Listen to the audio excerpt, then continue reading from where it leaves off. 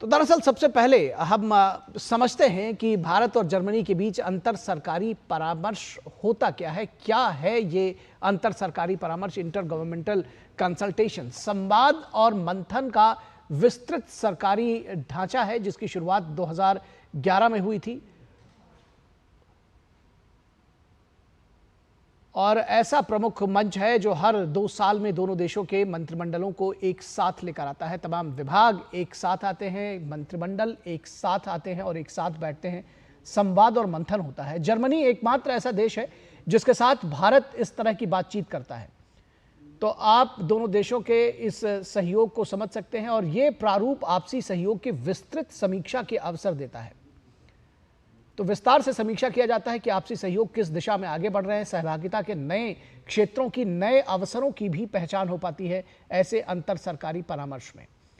दोनों देशों के मंत्री अपने अपने क्षेत्रों से संबंधित सहयोग पर करते हैं बातचीत। तो उनसे संबंधित जो सहयोग के क्षेत्र हैं उस पर बातचीत होती है।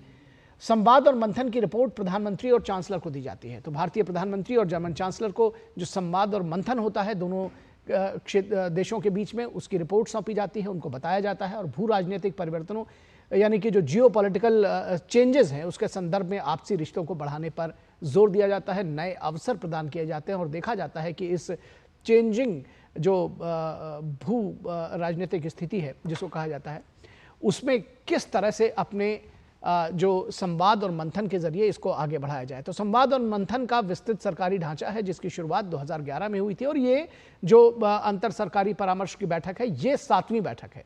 पहली बैठक 2011 में हुई थी और 7वीं बैठक अब आज होने जा रही है यानी कि, और 18वां एशिया पैसिफिक कॉन्फ्रेंस का उद्घाटन होगा और आज ही ये जो अंतर सरकारी सम्मेलन है इसकी है। ये आप तस्वीरें देख रहे हैं प्रधानमंत्री नरेंद्र मोदी और जर्मनी के चांसलर ओलाफ शोल्ज की ये तस्वीरें, ये ताज़ा तस्वीरें हम आपको दिखा रहे हैं। ओलाफ शोल्ज से प्रधानमंत्री नरेंद्र मोदी ने से उनके आवास पर मुलाकात की।